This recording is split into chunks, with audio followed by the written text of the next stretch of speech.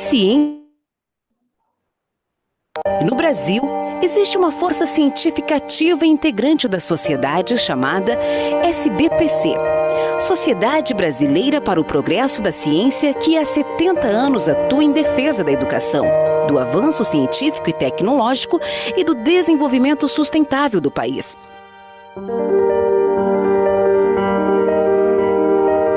A SBPC foi fundada em 8 de julho de 1948 em São Paulo por cerca de 60 cientistas reunidos na Associação Paulista de Medicina.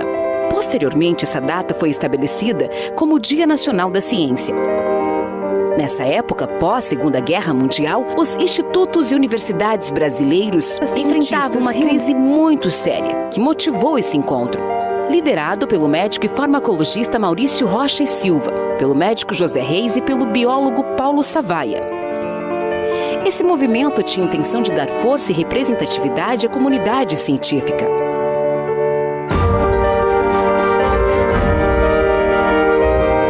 Durante a ditadura militar, a entidade foi um grande polo de encontros, trocas de experiências e conhecimentos, se tornando a grande voz da ciência e da educação nacional.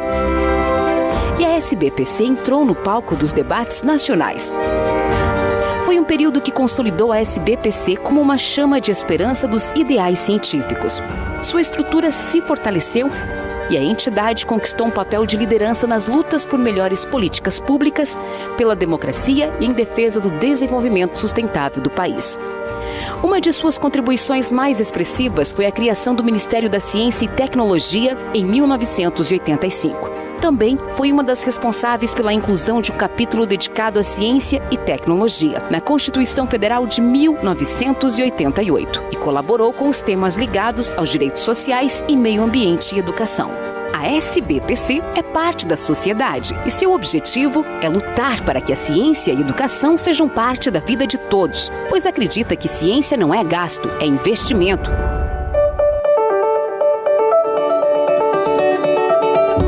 Hoje, a SBPC representa milhares de pesquisadores, estudantes e amigos da ciência e integra mais de 140 sociedades científicas de diversas áreas do conhecimento, muitas delas fundadas no seio da entidade. Seus holofotes estão voltados a 5 pontos principais: colaborar com o desenvolvimento científico e tecnológico do Brasil, lutar pela qualidade e universalidade da educação, defender os interesses dos cientistas, promover a disseminação do conhecimento científico por meio de ações e divulgação da ciência, lutar contra os obstáculos que impedem o progresso da ciência, propondo políticas públicas para o desenvolvimento do país. A SBPC tem uma rica história de contribuição ao desenvolvimento científico e social do país, propondo e apoiando leis como o Código Florestal, a Lei da Biodiversidade e o Marco Legal da CTI, angariando recursos para ciências com manifestações do Congresso nas ruas, e também promovendo a popularização do conhecimento científico em suas reuniões anuais e regionais por todo o país. Hoje colhemos os frutos de 70 anos de trabalho dessa entidade que acredita no Brasil. Integra a sociedade e convida as novas gerações a cultivarem a curiosidade e o amor ao saber. Os 2 grandes motores do progresso humano. SBPC, 70 anos. Ciência e educação. Ontem, hoje, amanhã.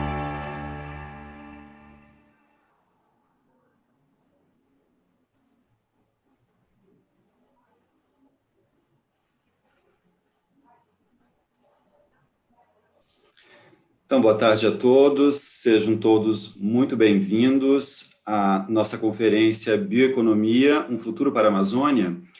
Essa é uma atividade que foi proposta pela Sociedade Brasileira de Farmacognosia para a programação da 72ª reunião anual da SBPC, que esse ano, em virtude da pandemia, acontece de forma virtual. E nós, da SBF Gnosia, temos um enorme prazer em receber aqui o professor Lauro Barata, que vai proferir esta palestra. O professor Barata, ele é professor da pós-graduação e pesquisador da Universidade Federal do Oeste do Pará, a UFOPA, onde ele é coordenador do Laboratório de Pesquisa e Desenvolvimento de Produtos Naturais Bioativos. O professor Barata tem uma extensa carreira dedicada ao estudo dos produtos naturais, principalmente das plantas medicinais e aromáticas da floresta amazônica, o que é notado através de suas inúmeras publicações e também parcerias com ONGs e empresas, sendo que, inclusive, ele é consultor de empresas da área farmacêutica e cosmética. E a sua vasta experiência na pesquisa pelo aproveitamento da biodiversidade amazônica e a busca pelo desenvolvimento de produtos e processos sustentáveis com o uso da floresta é o tema da sua conferência de hoje. Então, professor Barata, seja muito bem-vindo. Obrigado, professor Leopoldo. É um prazer estar aqui. Eu agradeço ao professor Leopoldo, nosso diretor na SBF Gnosia, por esse convite virtual. Nós deveríamos estar todos em Rio Grande do Norte, acho que hoje, mas as condições são outras e nós estamos reunidos aqui, então, virtualmente. Eu queria agradecer essa oportunidade de terem nos convidados. Eu estou participando pela Amazônia, eu moro aqui em Santarém, de fato, Alter do Chão está aqui do lado, onde eu estou. E aqui nós temos uma bela universidade, muito jovem, de 10 anos, na Universidade Federal, a UFOPA, Federal do Oeste do Pará, onde nós desenvolvemos as pesquisas aqui. E é isso, uma parte dessas pesquisas, que não são minhas, essas pesquisas são nossas, são da comunidade, são dos meus estudantes, são dos meus colegas, eu sou apenas o regente desse grande grupo de músicos da floresta, que são os pesquisadores das plantas medicinais e aromáticas aqui da nossa região. Obrigado. Então, muito obrigado, nós agradecemos, é uma grande honra. E então nós agora vamos exibir a palestra do professor Barata e após a apresentação nós vamos voltar para um debate. Então você que está nos assistindo através do canal do YouTube, se tiver perguntas, dúvidas, comentários, sugestões, basta escrever no chat, que ao final da apresentação nós voltamos para fazer um debate. Então, desejo a todos vocês uma excelente palestra.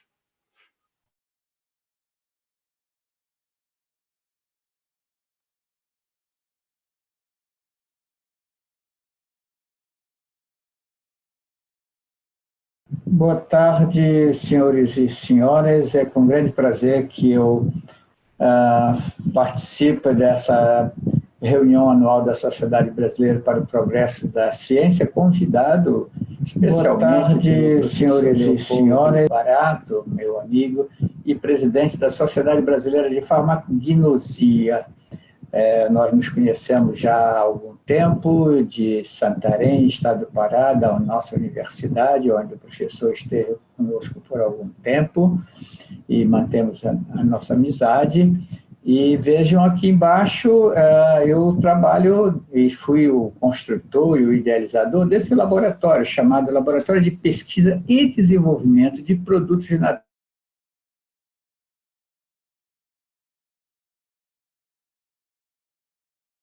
que significa que nós queremos desenvolver produtos a partir do estudo, do entendimento da ciência das matérias-primas.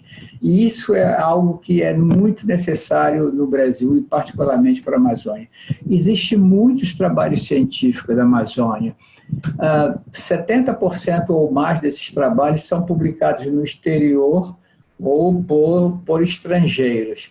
No entanto, esses trabalhos não viram, essas pesquisas acadêmicas não viram pesquisas tecnológicas, não viram produtos, né? Então, o nosso propósito aqui nessa região é isso. Eu fui criado em Belém, uma cidade fundada em 1616, e Belém era a capital do Grão-Pará, do Santa Maria de Belém do Grão-Pará. Era uma grande extensão que ia do Maranhão, onde era a sede, até os Andes, praticamente. E o que a Amazônia oferecia nessa época? Produtos naturais, eram chamadas drogas do sertão. Nós mandávamos essas drogas do sertão para todo a humanidade, inclusive a quina, que hoje é tão discutida com a famosa hidroxicloroquina ou a cloroquina. Essa é uma substância, a hidroxicloroquina, que é derivada da quina, um produto natural, do quinino, um produto natural da Amazônia que curou malária já nessa época, no meio do século XVII.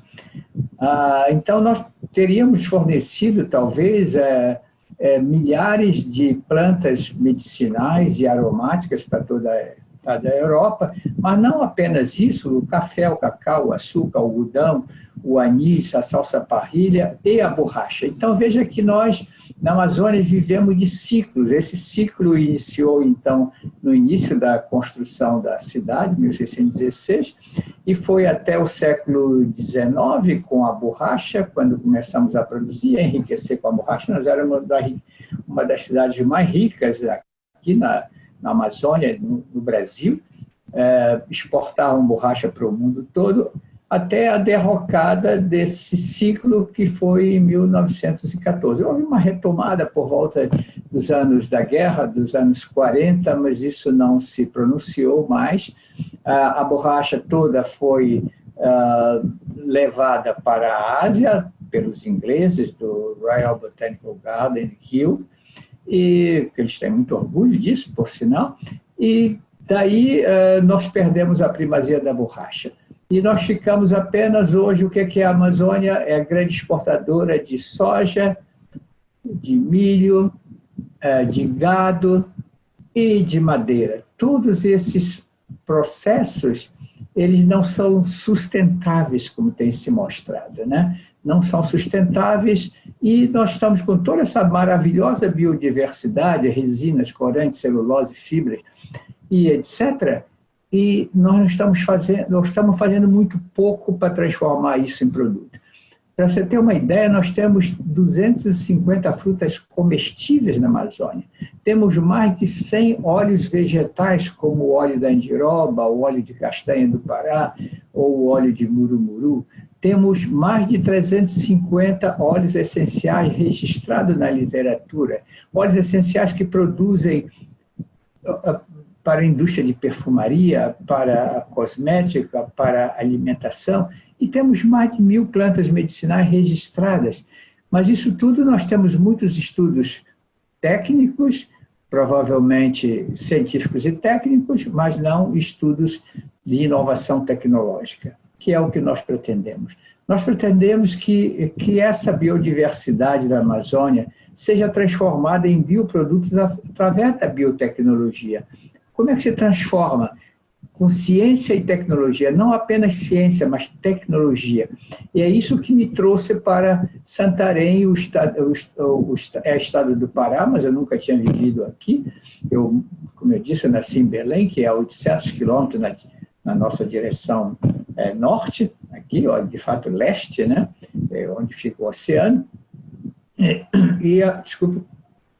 Então, nós temos essa atração, essa coisa que me atraiu para cá foram esses produtos. Já desde 20 anos atrás eu comecei pesquisas, como eu vou mostrar, com o pau-rosa e outras plantas aromáticas aqui da Amazônia, e hoje eu estou aqui nessa universidade, no meio da Amazônia, entre Belém, que fica aqui no leste, e Manaus, que fica no oeste, 800 quilômetros para cada lado, ou seja, nós estamos no meio do nada, poderia-se dizer, mas sim, nós temos uma universidade de qualidade aqui, há 10 anos, temos 10 anos de vida nessa universidade, por isso eu vim para cá, uma universidade federal do oeste do Pará, temos 500 professores, 6.000 estudantes, 10 pós-graduação, 1 doutorado, eu participo, por exemplo, de 3 pós-graduação, 2 mestrados e um doutorado, e tentando aplicar todos esses estudos multidisciplinares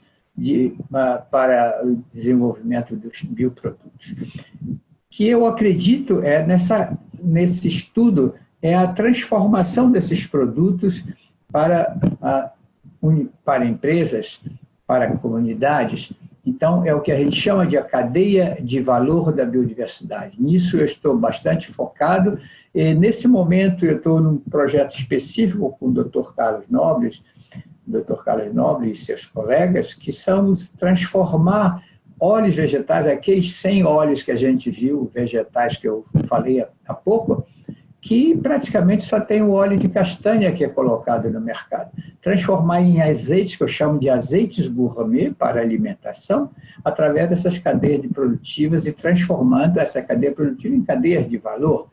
Patauá, Tucumã, Buriti, são 3 palmeiras, por exemplo, que são muito conhecidas aqui, mas muito pouco utilizadas, apenas localmente se utiliza. Quando eu era criança, meu pai levava o óleo de Patauá, que é um óleo tão espetacular que parece óleo de oliva. Ele tem a mesma composição química, muito próxima à composição química do óleo de oliva, até o lado sensorial do óleo é muito parecido com o óleo de oliva. Então, nós vamos transformar esses produtos com os comunitários, indo nos comunitários, ensinando para eles como é, desde a coleta desse material, como é que se faz a coleta desse material na floresta, até transformar eles em óleos vegetais embalados em frasco de 100 ml, é o que nós esperamos ter em breve. Esse trabalho todo, ele é feito sempre, como eu falei, de modo multidisciplinar. Nós temos que ter a conjunção de trabalho de botânicos, fitoquímicos, químicos, biólogos, farmacólogos, físicos, né? Agroecólogos e, inclusive, economistas que nós temos envolvidos nas nossas pesquisas. Agora mesmo nós vamos começar um curso que começa depois da manhã, no dia 14 de outubro, nós vamos começar um curso de bioeconomia da Amazônia, onde eu convidei especialistas, um deles é um economista, o professor Harley, da Universidade Federal do Pará, porque eu acredito que nós temos que ter essa composição com os economistas para transformar os nossos conhecimentos científicos em produtos, indo para as áreas de cosméticos, a área de alimentos e a área de medicamentos. Mas, para isso, nós precisamos enfrentar isso que se chama o mercado, que nós temos muito pouco conhecimento na universidade. Nós, químicos, nós, fitoquímicos, botânicos, biólogos, a gente não sabe praticamente nada do que é o mercado, do que é a sociedade, e nisso nós precisamos investir. Então, um dos mercados muito importantes, além do mercado medicinal aqui no Brasil, que atinge hoje 120 bilhões de reais, nós temos um mercado muito importante, que é o mercado de cosmético. Então, aqui nós temos os números de 2019, onde o Brasil produziu 275 bilhões de reais em cosméticos. O Brasil é o 4º mercado mundial do cosmético. É uma área, é um setor que dá emprego, que dá envolve alta tecnologia. Então, nós estamos muito bem posicionados logo depois dos Estados Unidos, China e Japão. Então, veja que a própria indústria que nós temos hoje é multinacional, a maior indústria de cosméticos do Brasil, que é a Natura, hoje se tornou internacional. Ela adquiriu a Avon, adquiriu a Body Shop, que era o modelo dela em produtos naturais. Então, é uma multinacional de muito respeito que nós temos no mundo, que é brasileira. E temos o maior mercado de perfumaria do mundo. Além da Natura, nós temos a Boticário, nós temos a Embeleze e temos outras empresas importantes no Brasil, que tem, no Brasil, esse número de empresas é muito grande, quase 2.800, aqui nós vemos os números, né? Mas aqui no Norte temos apenas 51 empresas. O Norte, que é 50% do território brasileiro, tem 50 empresas de cosmético. E no Pará, apenas 15, e pasme, em Santarém, onde eu estou, apenas uma empresa de cosmético. Essa é uma empresa chamada Equilíbrio, que eu faço questão de trabalhar com eles, orientando, dando ideias, dando dicas, trabalhando com óleo de pripioca, com a hidrolato da pripioca, com o hidrolato do pau-rosa, com o hidrolato do breu. Recentemente, agora, durante a pandemia, nós produzimos álcool 70% com aroma de breu e aroma de pripioca. Houve muito sucesso. zero de lucro, porque foi tudo distribuído. Nós distribuímos mais de 1.000 peças desse álcool, de 500 ml cada garrafa, para o CRAS, né, dos idosos, para os postos médicos, os postos policiais, todo o pessoal da linha de frente recebeu, então, um produto desenvolvido com o nosso conhecimento da universidade, esse conhecimento científico e alguma coisa extremamente útil, que é o álcool 70 de hoje em dia. Então, esse é um mercado que a gente respeita muito e muitos dos nossos pesquisas, eu tenho 10 estudantes hoje no laboratório, sendo 5 de doutorado, 3 de mestrado, 1 pós-doc e 1 de iniciação científica. Devido à pandemia, nós não estamos nem recebendo alunos atualmente. Nós temos esses 10 estudantes, eles estão fortemente envolvidos com esse assunto de desenvolver matérias-primas para cosméticos, como nós vamos ver adiante, né? E uma das matérias-primas importantes são as plantas aromáticas. Como eu disse, nós temos 350 plantas aromáticas e elas têm atividades incríveis, além da área medicinal, além da área de alimentação e da área farmacêutica. Nós temos produtos nutracêuticos com óleos essenciais, bioinseticidas com óleos essenciais, cosméticos com óleos essenciais e perfumes, por que não os perfumes? E perfumes finos como a Chanel. Uma das razões que eu entrei nesse assunto de óleos essenciais, foi o trabalho com a Chanel que eu tive no ano 2000, que eu vou mostrar mais tarde. Aqui está, em 2000 eu me envolvi com a Chanel, dando uma consultoria, onde eu desenvolvi o óleo de pau rosa, que antigamente, até o momento, até o ano 2000, era retirado da madeira da árvore, ou seja, tínhamos que derrubar, tinha-se, não eu, mas tinha-se os produtores, que eram 10 naquela época, derrubavam a árvore na floresta, extinguiram praticamente as produções de pau rosa que tinha na Amazônia, cerca de 2 milhões de madeiras, de árvores de pau rosa foram derrubadas na Amazônia para obtenção de óleo essencial. Então, eu descobri, através dos trabalhos de Otto Richard Gottlieb, dos anos 1957, que existia óleo essencial nas folhas. Então, se existe, a gente pode extrair o óleo das folhas. Então, vamos lá. Então, encaminhei um estudante que se chama Eduardo Matoso, hoje em dia é empresário, tem 70 empregados na empresa dele em Campinas, trabalhando com óleos essenciais, ele foi meu estudante. Eu mandei ele para a Amazônia, passou 6 meses na Amazônia, coletando folhas e galhos de pau rosa, extraindo em Belém, em Santarém, em diferentes lugares de Manaus, para mostrar que existia, de fato, possibilidade de extrair o óleo, e nós mostramos que existia, e existe, tanto que hoje a única grande empresa que exporta óleo de pau rosa, 2.000 quilos por ano, vem desse trabalho tecnológico que eu desenvolvi.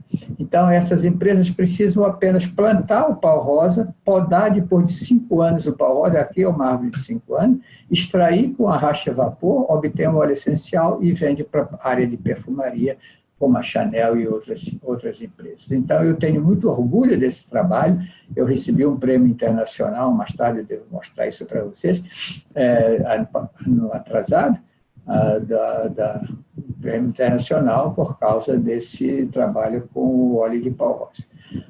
Nós mostramos em vários estudos que nós fizemos, e nós recebemos muito apoio do Banco da Amazônia para plantações de pau rosa. Eu vim aqui para Santarém para plantar pau rosa, eu não estava envolvido com a universidade, eu estava envolvido com uma empresa aqui que me cedeu a área para plantio de pau rosa. Então, nós plantamos pau rosa, 10.000 mudas,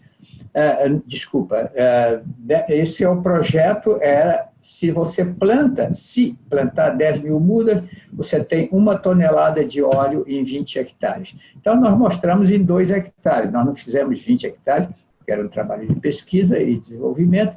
Nós plantamos em 2 hectares cerca de 1.000 mudas de pau rosa, e, de fato, extraímos o óleo e mostramos que era viável e mostramos que se alguém, um fazendeiro que quer mudar de ramo, quer sair da soja e trator pau-rosa, fizer esse trabalho, ele vai faturar $300 mil no ano número 5. Tem que aguardar 5 anos, a partir do 5º ano ele começa a faturar $300 mil por ano. Claro que isso, nenhum fazendeiro aguenta esperar 5 anos pelo seu cultivo. O que acontece? Nós sugerimos, então, que se plantasse mandioca, que se plantasse crepioca, se plantasse o patchouli, que são ervas todas que se tira em um ano. Então, isso é um trabalho que foi feito com o pessoal do INPA, né, meus colegas do INPA, o professor Paulo de Tarso, e outros, né, e hoje eu tenho uma doutoranda, Caroline, que está estudando esses assuntos do pau-rosa ainda. Uma outra planta relacionada ao pau-rosa, que praticamente pode ter o mesmo destino para a perfumaria, é a macaca poranga, chamada Aniba parviflora, ou Aniba fragrans. Ela é muito parecida com o pau-rosa e muitas vezes confundida com o pau-rosa. Ela é muito utilizada pela população da Amazônia para banhos de cheiro cheiroso, para cheirar o catingoso, como se diz aqui. Ela fez uma tese de mestrado bastante bonita, uma dissertação, em 2017, mostrando toda a parte química e atividade biológica do óleo essencial da macaca poranga. Seguindo em frente com os óleos essenciais, como eu citei antes, nós temos a priplioca. Esse é um estudo que começou em 2011 com 2 pós-doutorandos, o Michel e a Inês, mas ele foi iniciado lá atrás, em 1996, com Márcia Ortiz, doutora Márcia Ortiz, do Instituto Agronômico de Campinas, muitos de vocês devem conhecer. A doutora Márcia fez um pós-doutoramento comigo, estudou 5 plantas aromáticas, entre elas a priplioca. Isso fez com que esse óleo chegasse na Natura. Eu fui na Natura 2 vezes, a Natura veio 2 ou 3 vezes no meu laboratório, e a Natura mais tarde lançou o perfume de priplioca, que provavelmente ainda está no comércio. Quanto nós ganhamos com isso? Nós ganhamos notoriedade, nós ganhamos porque o Brasil está na frente desses produtos naturais de qualidade, como nós fizemos aqui.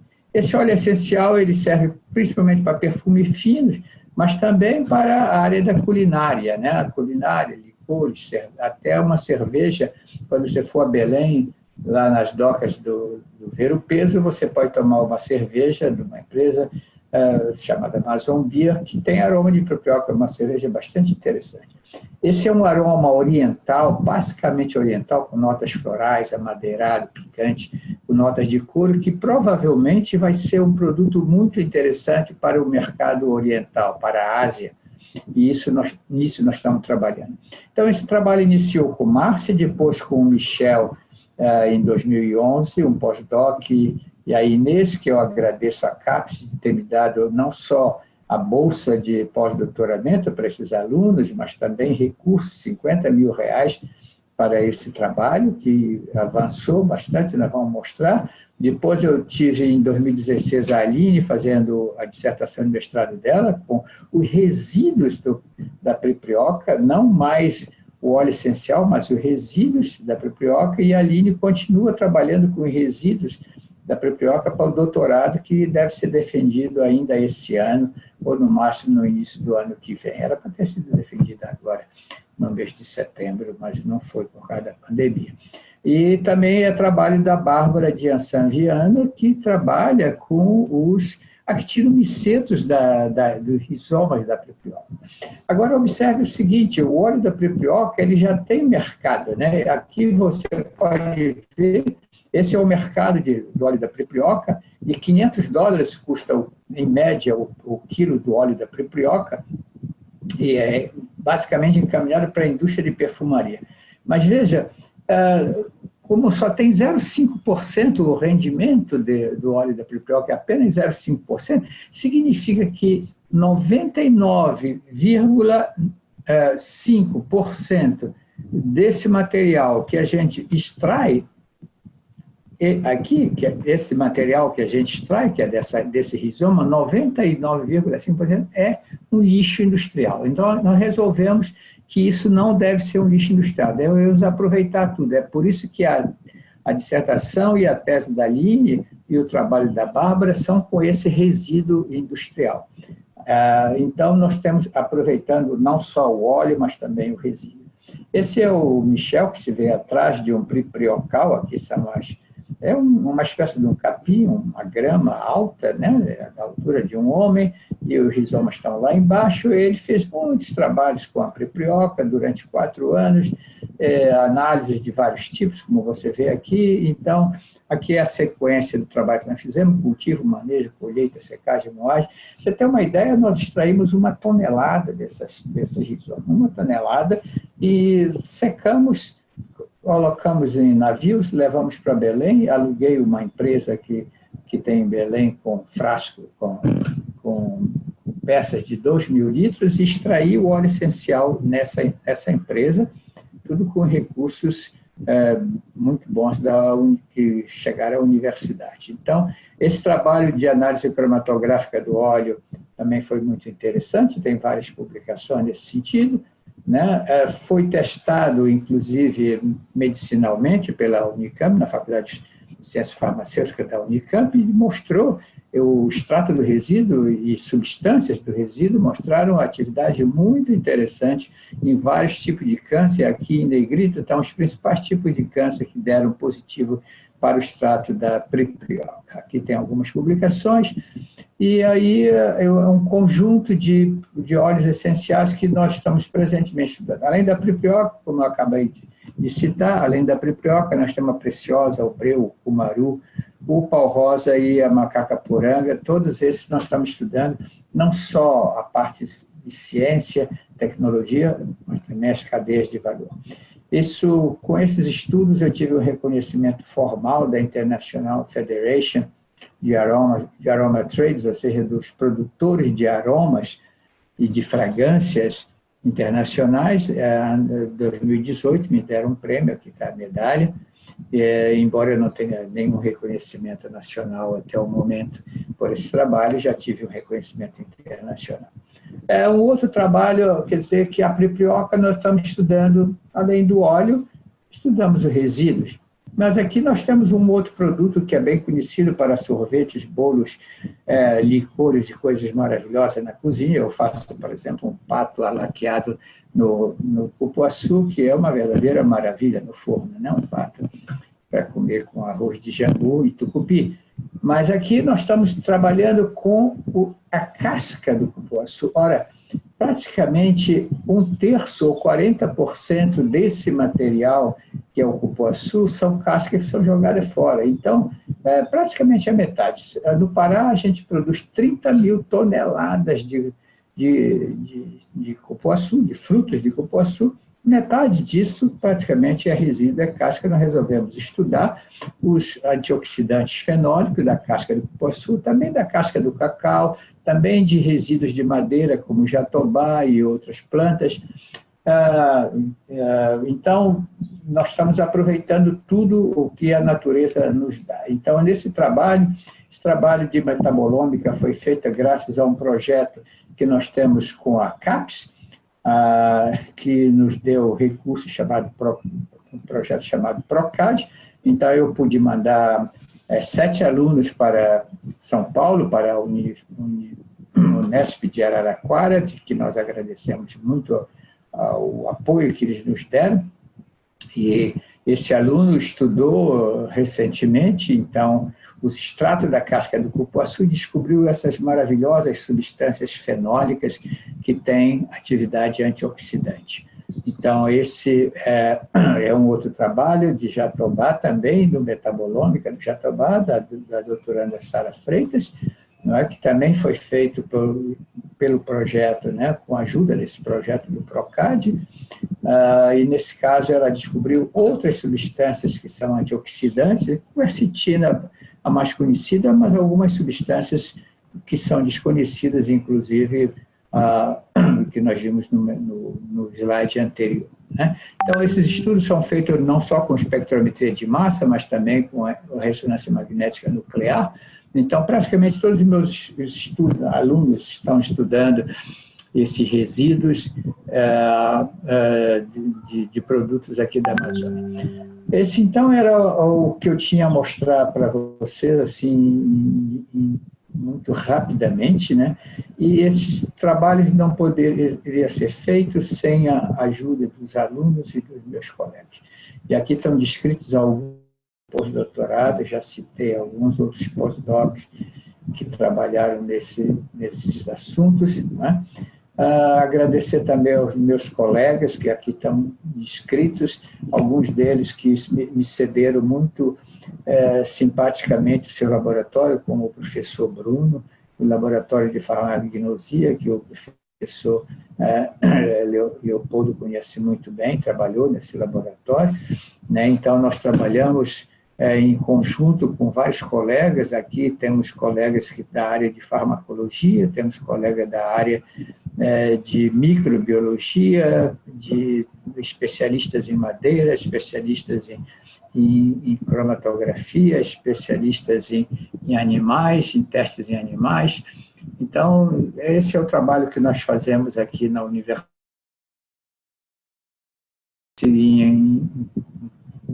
muito próximo ao auxílio da Unesp, através de Araraquara, através desse projeto PROCAD, e também que participa a Universidade Federal, e com o auxílio não só da CAPES, mas também do CNPq, da própria UFOPA e de outras fontes. Então, isso que eu trago então para vocês é que é possível fazer ciência e tecnologia ao mesmo tempo. É possível fazer ciência aplicada e boas publicações, que é o que nós temos feito nessa universidade tão jovem e que já está se despontando no cenário amazônico e cenário nacional. E por isso eu agradeço a vocês e a todos aqueles que nos deram apoio para esse trabalho. Muito obrigado.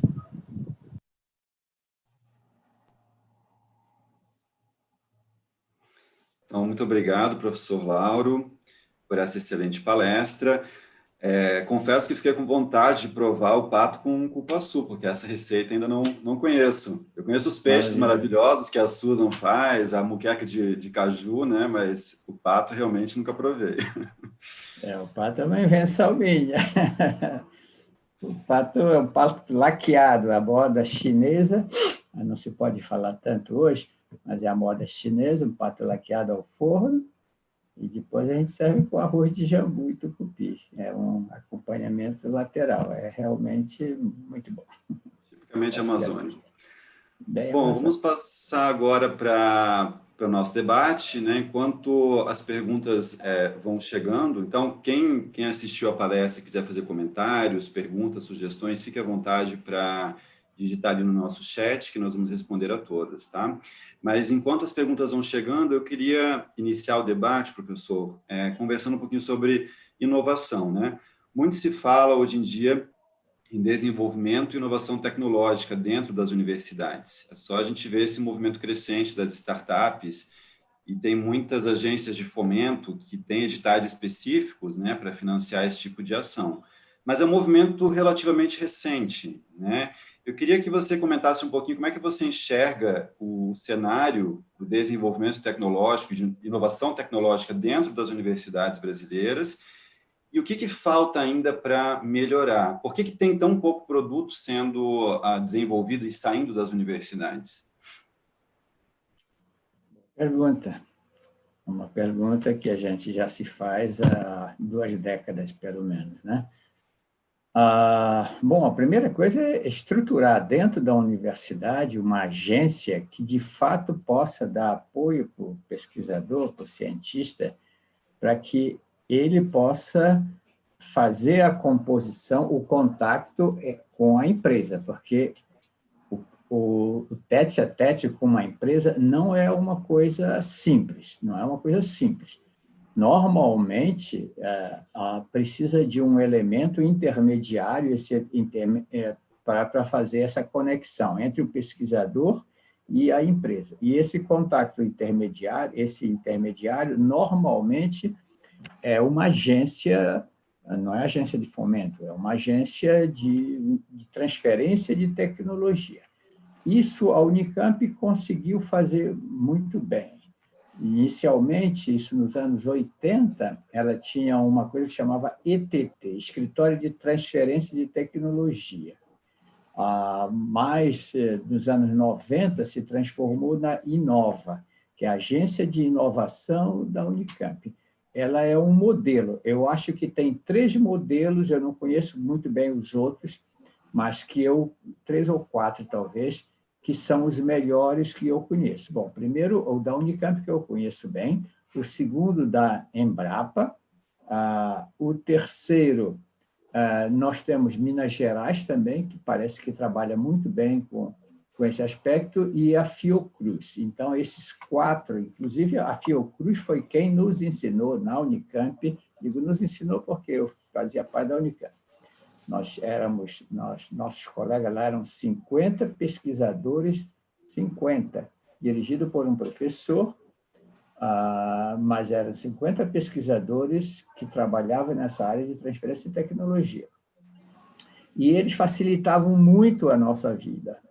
Para começar, por exemplo, eles traziam a empresa com as suas necessidades para dentro da universidade para dizer para nós, ele vinha através da Inova, certo? Chegava na Inova e dizia, olha, eu tenho uma necessidade fundamental, eu quero transformar um motor de gasolina no motor a gás. Quem é o especialista nisso aí? Aí a universidade juntava num auditório um número pequeno de pesquisadores, não tem mais do que 15 ou 12 que trabalham nessa área de mecânica, junto com a empresa, e a empresa fazia a demanda, dizia quais eram os problemas, e os pesquisadores viam se poderiam ajudar a resolver o problema ou não.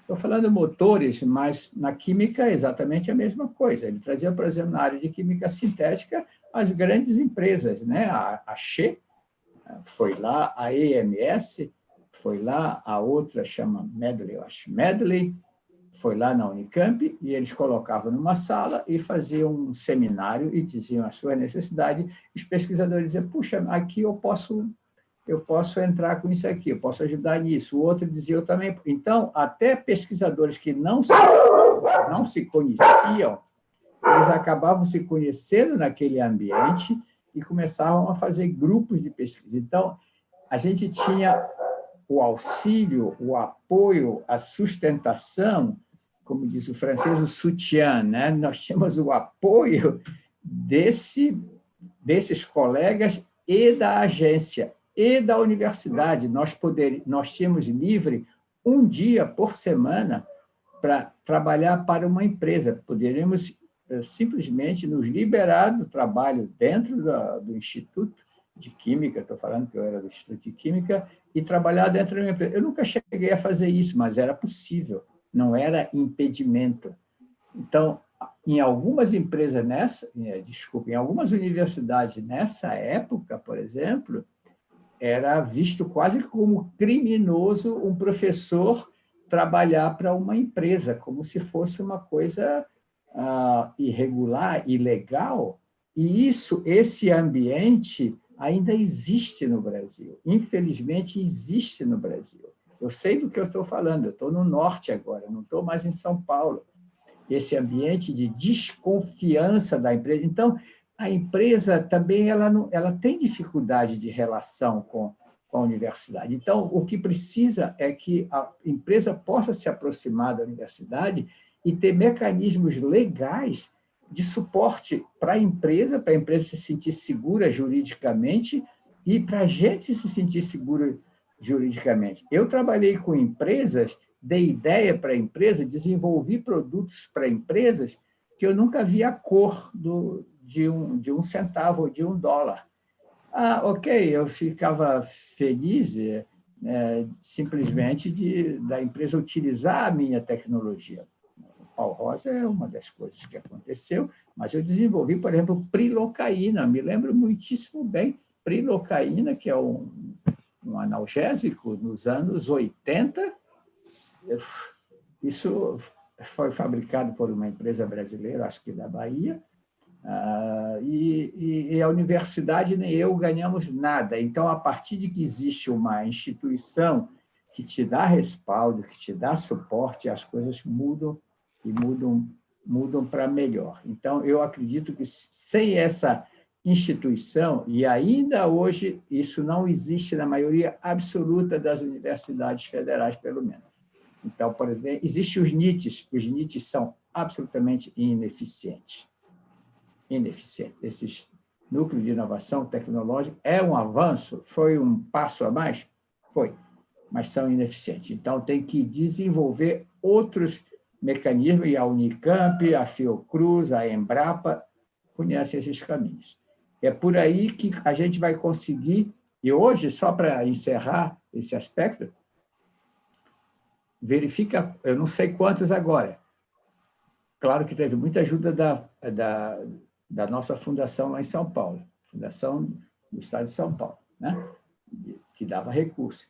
Mas hoje existem inúmeras empresas de alta tecnologia em torno de Campinas, graças à Unicamp, graças a esses trabalhos da Inova e de grupos que trabalharam nesses projetos. Não é uma, não são duas empresas, você pode calcular em alguns milhões de dólares as empresas que estão em volta de Campinas, que cresceram, se desenvolveram, e graças a pesquisas que foram feitas na universidade. Claro que a fundação da FAPESP tem muita importância nisso aí, porque até hoje tem esse projeto que chama PIP, para pequenas empresas, e o outro é PIT, né, para grandes empresas.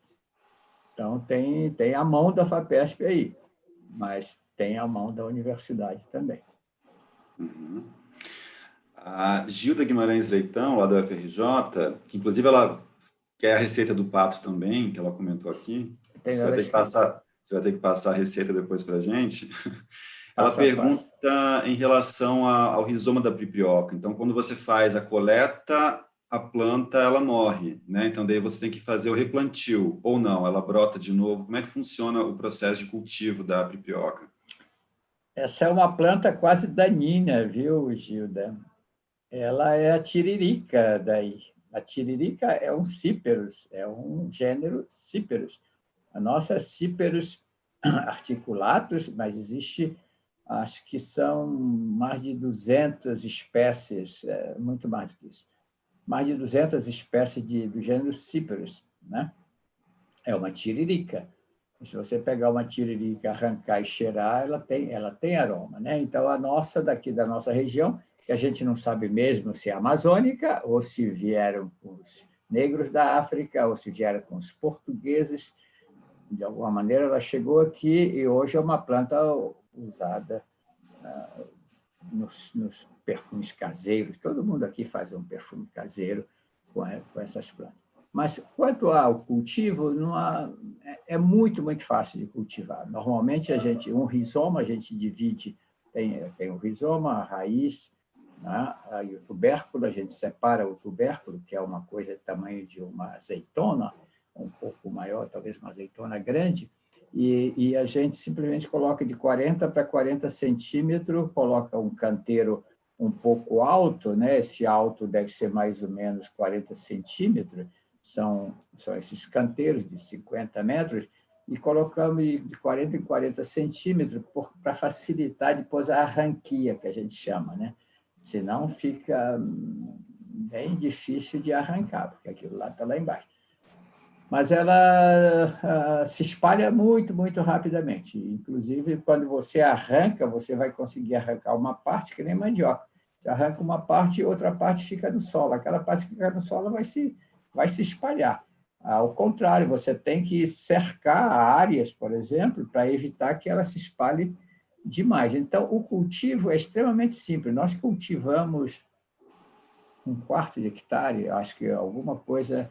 O total deve ter sido mais de 1 hectare, mas esse 1/4 de hectare foi numa comunidade que nós fizemos, e foi de lá que nós extraímos esses 1.000 quilos de rizoma, de tubérculos, né? Então, precisa de muito pouca adubação, correção de solo é necessário. Nós tivemos um rendimento que a gente ficou feliz da vida, que era 10 toneladas por hectare. Mas é muito pouco, você pode aumentar, duplicar, triplicar. Eu sei porque eu tenho conversado com pessoas que trabalham com isso.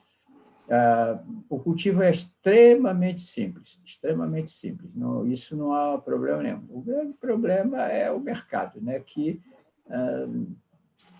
a melhor maneira de fazer mercado é você ir para os congressos de perfumista, onde tem no mundo, que são caríssimos, menos de $1.000 você não entra num congresso desse, a não ser quando convidado, como eu fui convidado em 2018, aí você faz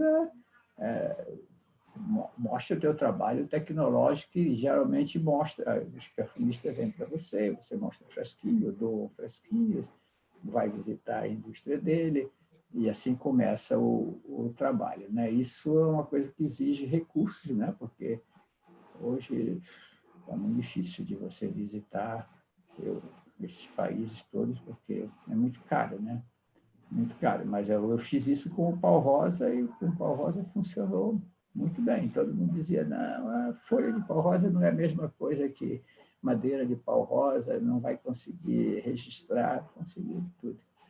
Então, nós temos 350 espécies de plantas aromáticas e temos só 5 que estão comercializadas. Só 5. O baru, o breu, o pau-rosa, a cripioca, meia dúzia.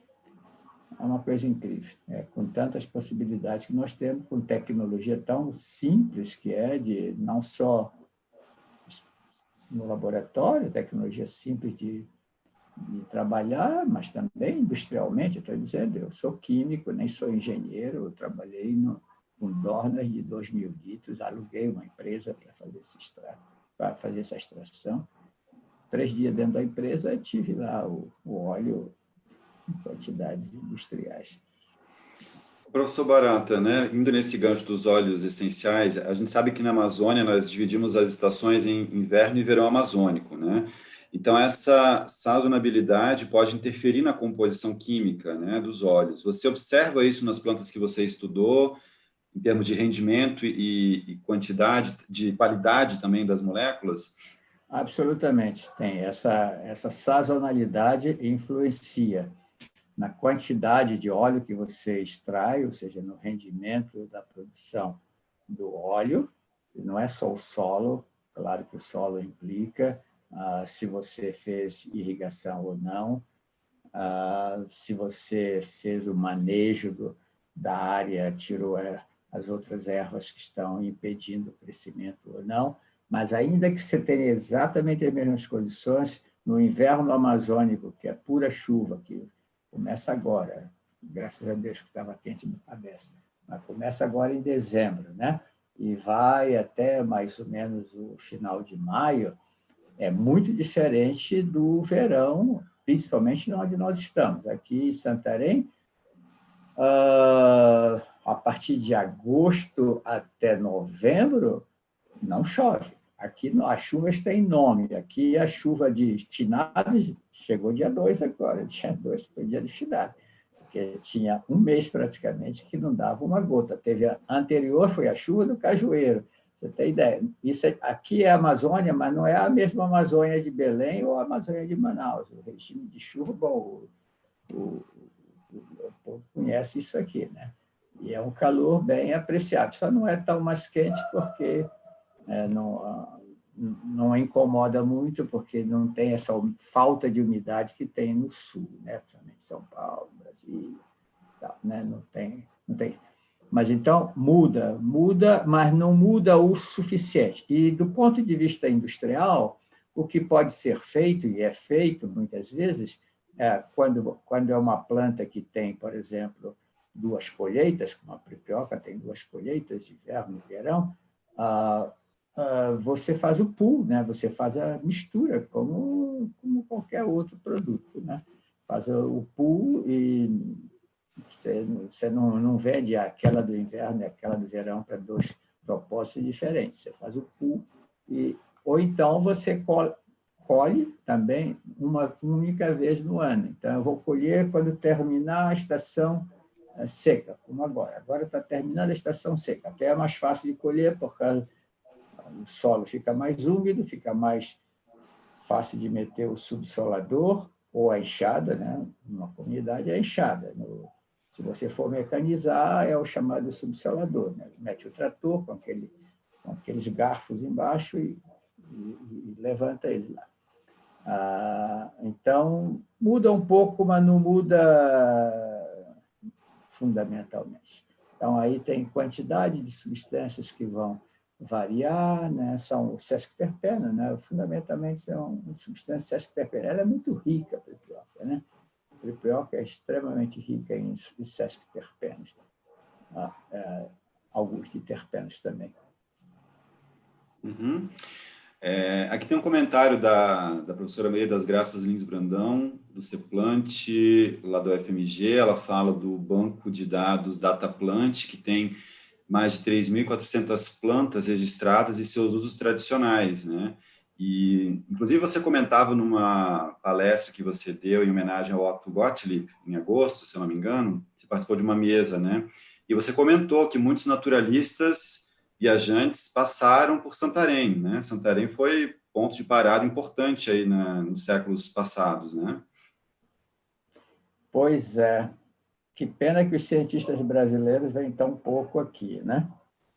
Você veio, alguns colegas vieram, o Danilo, da UFRJ, vem com frequência, outros vêm por causa Eu faço muita questão de trazer os colegas aqui, e convido todos vocês que estão me escutando, colegas ou doutorandos ou doutores, que venham, e quando vierem, eu vou apresentar as maravilhas que nós temos aqui, o cupuaçu, o bacuri, as praias, as caipirinhas maravilhosas que nós temos de frutas locais, que vocês talvez nem conheçam, o uruci, por exemplo, que tem uma fruta que tem aroma de queijo parmesão, alguns têm aroma de queijo blue, aquele queijo Roquefort, mas a caipirinha é fantástica, mas não só isso, eu convido para essas coisas boas, mas eu convido para uma palestra também. Vocês têm que dar uma palestra para os meus alunos.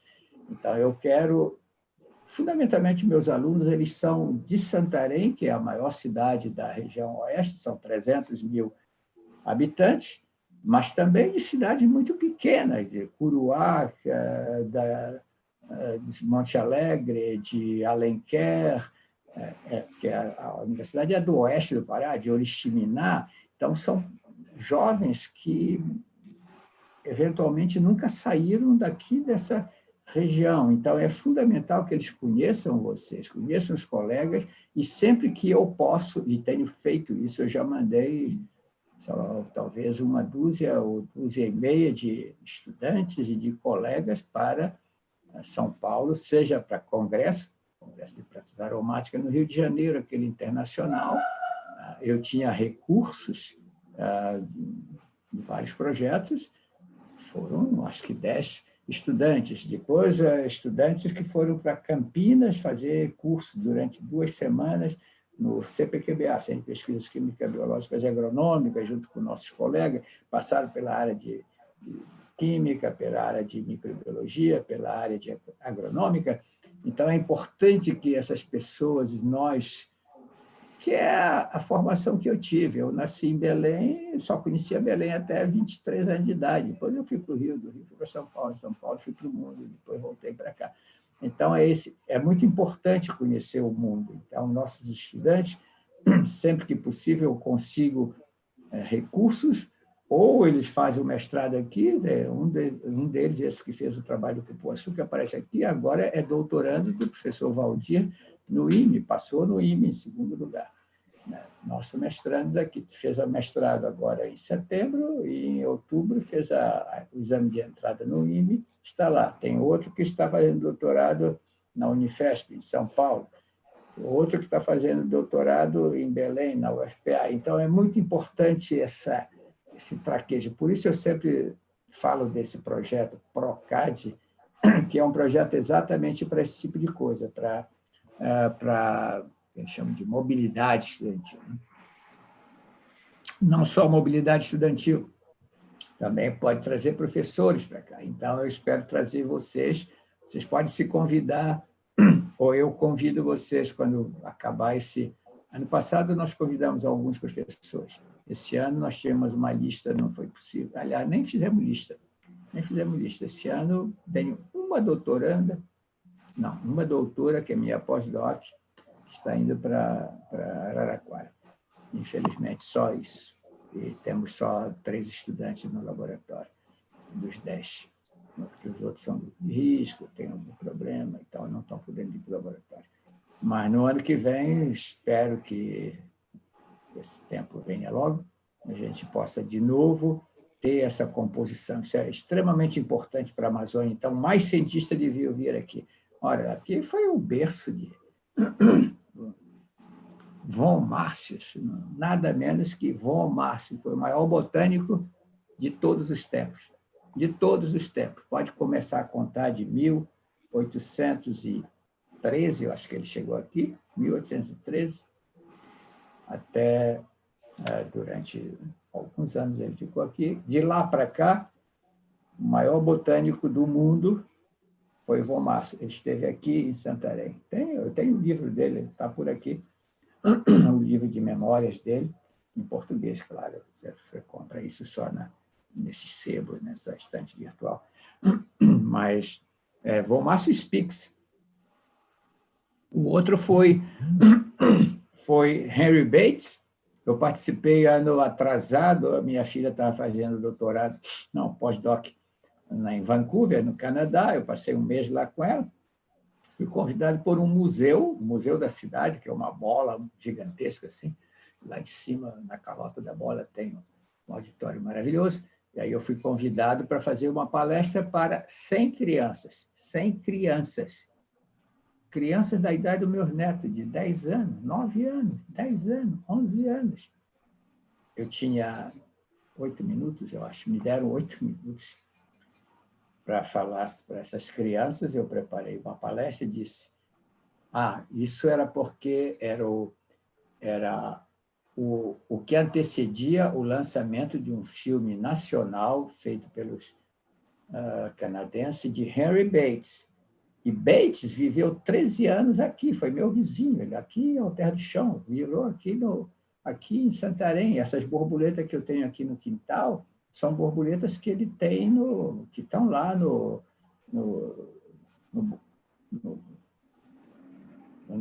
Museu de Zoologia, que eu acho que chama, Museu de Zoologia de Londres, que fica ali no centro, perto da Harrods.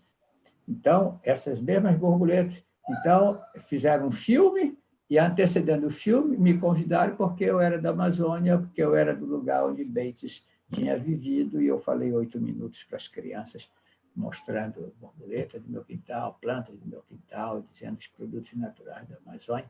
Então, veja que os estrangeiros eles têm um fascínio, que não é coisa de querer tomar para si a Amazônia, essas bobagens que se fala por aí, essa coisa de perder a Amazônia. Não, nós é que estamos perdendo a Amazônia, somos nós é que estamos queimando a Amazônia. Aqui teve queimada, dava para ver da minha casa, ou praticamente da minha casa, queimada que teve ano passado. Esse ano não teve, mas ano passado foi terrível. Então, eles vieram, sim, vieram Bates, vieram muitos outros pesquisadores, cientistas, quase todo cientista que vinha no século XIX aqui para a Amazônia, ele vinha até Santarém, uma cidade de 3.000 habitantes. 3.000 habitantes, um pouquinho maior do que a vila que eu moro aqui. 3.000 habitantes. Vinham de Belém, vinham até aqui, faziam as pesquisas, levavam material para estudo. Então, é um lugar realmente paradisíaco para quem quer fazer seus estudos de pesquisa, e pesquisas aplicadas ou pesquisas científicas puramente. Professor Barata, nesse sentido, aí, em termos de acesso, né, à biodiversidade amazônica, O Jonathan Ribeiro ele faz uma pergunta em relação à legislação ambiental, né? Então, a própria lei da biodiversidade, como é que você enxerga isso no contexto amazônico? A gente sabe que muitos grupos tradicionais fazem a coleta, a extração das matérias-primas brutas, o pré-processamento, e depois isso é revendido, né? Como é que você vê essa questão da legislação ao acesso a esse Olha, patrimônio? essa legislação, eu ainda acho que precisa de melhorar, porque eu conheço empresas aqui, desculpa,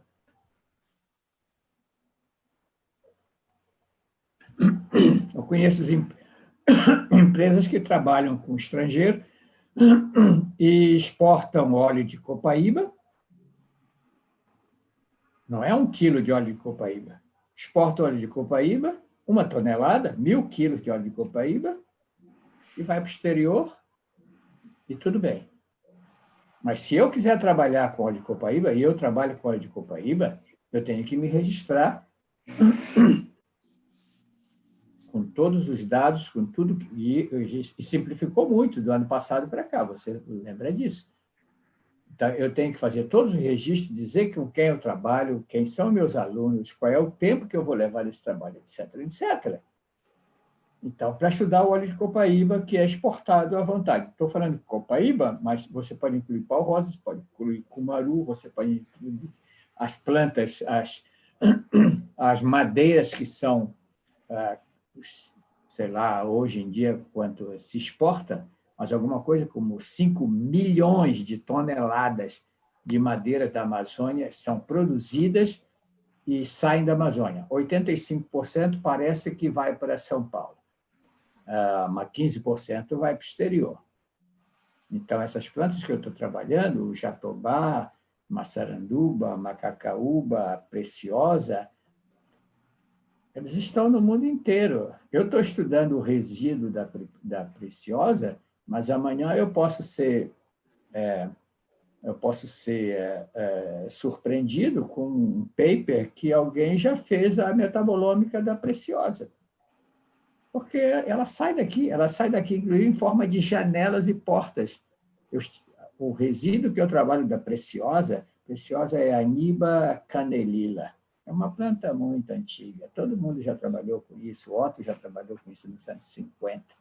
Mas o meu interesse não é a planta em si, mas o resíduo que é gerado. Então, eu fui numa madeireira, aqui, essa madeireira produz 2.000 janelas e portas que exporta todo mês, 2.000 por mês. Tem resíduo, o resíduo eles queimam para produzir vapor que aquece as estufas deles que secam as madeiras. Eu trouxe quantos sacos eu quis de pripioca, preciosa, aí eu tenho que me registrar. Então, a legislação ela é muito, muito ruim, ela não favorece, inclusive, as pesquisas, a ciência, não protege os cientistas. Então, eu acho inacreditável como que pode haver 2 pesos e 2 medidas, né? É muito ruim essa legislação, ainda está... E isso assusta as pessoas, muita gente diz, não só as pessoas, as empresas ficam assustadas de trabalhar conosco, com produtos da biodiversidade, por conta da legislação. Então, eu estou trabalhando agora com uma empresa, não posso falar o nome, mas uma empresa que tem interesse nos produtos aqui da Amazônia, nós estamos fazendo tudo o que é possível fazer do ponto de vista jurídico para se proteger, não só o Non-Disclosure Agreement, né, tudo que a gente conversa fica registrado, mas também essa parte de legislação. E eles têm muito medo de trabalhar com os produtos que são desenvolvidos na universidade, produtos da Amazônia, por conta dessa legislação. Infelizmente, essa é a realidade. A professora Naomi, da UFRJ, fez um comentário também, falando assim, da dificuldade entre interação universidade e indústria, que um dos grandes gargalos é o cultivo, justamente, padronizado das plantas, né? Então, muitas plantas nativas, nós não temos essa otimização, esse tipo de estudo, e isso interfere quando se busca uma alta produtividade, um alto rendimento, né? Naomi, obrigado pela sua pergunta. eu acho que uma resposta disso foi dada pela Unicamp há uns 10, 12 anos atrás, com o desenvolvimento do Acheflan. A Acheflan é baseada numa planta do litoral sul do Brasil, chamada Cordia verbenácea. Ela mudou de nome agora, não sei qual é o atual nome. Mas se você comprar o produto, custa R$50. O produto é um spray anti-inflamatório. Está escrito lá, Cordia verbenácea ainda. Bom, essa planta ela era nativa, ela era selvagem. Vários acessos foram levados para a Unicamp, e o meu colega, o professor Pedro Melilo Magalhães, do CPQBA, Centro de Pesquisa Química Biológica e Agronômica, foi quem desenvolveu, quem padronizou a planta, foi quem domesticou e padronizou essa planta. Depois da padronização, eles sabiam exatamente, ao mesmo tempo, o pessoal químico começou a estudar como é uma planta aromática, e eles estavam interessados no óleo essencial, estudaram o óleo essencial das diversas fases dessa planta, desde muito jovem até quando ela dava flor, e até quando fenecia, com as diversas condições de solo, etc., de aguado ou não aguada, manejado ou não manejado. Então, tiveram todo o perfil dessa planta e encontraram as melhores condições, não só de rendimento, e lá tem equipamentos para extração de 500 litros, são dornas de 500 litros para extrair de óleo essencial, desde cleavage de 1 litro até frasco, até dornas de 500 litros. Então, todo esse trabalho foi muito bem feito pela Unicamp, com toda essa proteção que eu te falei. Naquele tempo era muito mais complicada a questão da legislação, mas tudo isso tinha um grupo que dava apoio para resolver isso aí. Então, uma boa parte desse trabalho foi feita na Unicamp. Então, não só a parte química, mas a parte da domesticação e da padronização da planta. Quando isso ficou pronto, eles sabiam exatamente qual era a melhor planta que dava o melhor resultado do ponto de vista de rendimento, mas também do ponto de vista farmacológico, porque eles já sabiam qual era a substância que era a substância ativa. Eu acho que é o muleno e o caliofileno, se eu me lembro bem. Eles isolaram e perceberam que não valia a pena isolar essas substâncias do óleo. Definiram, elas são as substâncias ativas, deixaram ela dentro do óleo, e hoje, quando você compra o Acheflan por R$50, você imagina o quanto já foi faturado de 12 anos para cá com a Acheflan. Dá para fazer uma conta básica, isso aí está tudo registrado, né? Então, eu acho que é o último grande sucesso que eu vi com uma planta medicinal brasileira, por uma empresa. Existem várias empresas, acho que a própria Axê ainda tem um grupo que está estudando algumas plantas medicinais brasileiras, e isso é muito importante, que esses estudos continuem, e é importante ter casos de sucesso, né, como foi esse caso, né? Então, hoje, por exemplo, a substância sintética que tem ação farmacológica muito parecida com a Acheflan, custa metade do preço, talvez custa 40%. Pode ir em qualquer farmácia e comparar, né? É o diclofenaco de sódio, que é a substância mãe, que foi comparada, inclusive, com o diclofenaco, e mostrou que era mais ativo que o diclofenaco de sódio. E tudo isso nasceu da ideia de um diretor da empresa, que já faleceu, uma grande figura que chamava Vitor Ciaulis, era um dos diretores da Axê. Foi graças a ele que esse produto foi desenvolvido. Uma boa parte foi desenvolvida pelo professor de farmacologia da Universidade Federal, o João Batista Calixto, da Universidade Federal de Santa Catarina, e outra parte acho que foi feita no exterior. Muitos estudos foram feitos no exterior. Mas, enfim, foi um caso de sucesso. O proprietário da empresa me falou, a mim, que ele gastou 5 milhões de dólares na época. Hoje, com a correção, digamos que ele gastou 10 milhões de dólares. O que é 10 milhões de dólares para uma empresa que vale 1 bilhão de dólares, né? E o que é esse valor, 10 milhões de dólares, para um novo produto da indústria farmacêutica que custa, no mínimo, 100 milhões de dólares. 100 milhões de dólares é o valor médio para baixo, de um produto farmacêutico. Hoje se fala até em produtos que para desenvolver custam 1 bilhão de dólares. Estou falando de 100 milhões de dólares para ter um número que a gente entende melhor. Até parece que a gente entende melhor 100 milhões de dólares.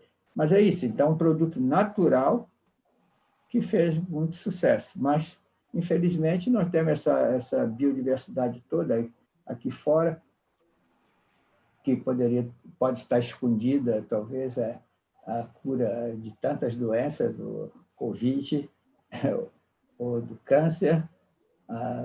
Tem 2.000 plantas medicinais descritas nessa região. E quantos produtos nós temos? É só olhar a lista da Anvisa e você vai ver produtos. Claro que tem plantas medicinais, tem as 77 do SUS. Mesmo assim, dessas 77, quantas já viraram realmente um produto com segurança e eficácia? Muita coisa para fazer, né? Infelizmente, nosso tempo se esgotou. É sempre muito inspirador, muito motivador assistir às suas palestras, suas falas. Bom, você sabe da minha admiração por você, né, professor Barata? Então, sempre te falo isso pessoalmente. É um grande prazer, né, passar algumas horas aí com você. E coloco a SBF Gnosia sempre à sua disposição quando você quiser fazer divulgações, falar das suas pesquisas. A gente está sempre aberto aí para você. Então, muito obrigado mais uma vez com a sua participação. Obrigado a você, Leopoldo, um grande amigo, um grande parceiro também. Quero estender essa parceria com a UFRJ. Como eu te disse, o próximo ano eu pretendo mandar todos os meus estudantes para fora. Eu não quero só... Bom, claro que eles vão em diferentes períodos, né? Eu tenho recursos da CAPES e quero que meus estudantes, vivenciem junto com vocês na UFRJ, na USP, na Unesp, aonde for, em Minas Gerais, se eu tiver algum contato, eu vi que tem um contato em Minas Gerais, para ampliar os seus horizontes e trazer de volta essas pessoas para cá, para enriquecer mais esse aspecto de ciência e tecnologia aqui na Amazônia, que é o que eu tento fazer, né? Estou aposentado há 10 anos já na Unicamp, quase 10, 9 anos. E estou aqui lutando pela preservação da floresta e aumentando os conhecimentos científicos aqui da nossa região. Obrigado a todos, obrigado pela atenção e fico à disposição também. Venham nos visitar aqui, e assim vocês vão ver pessoalmente o que eu estou falando. Obrigado. Aos que nos acompanharam,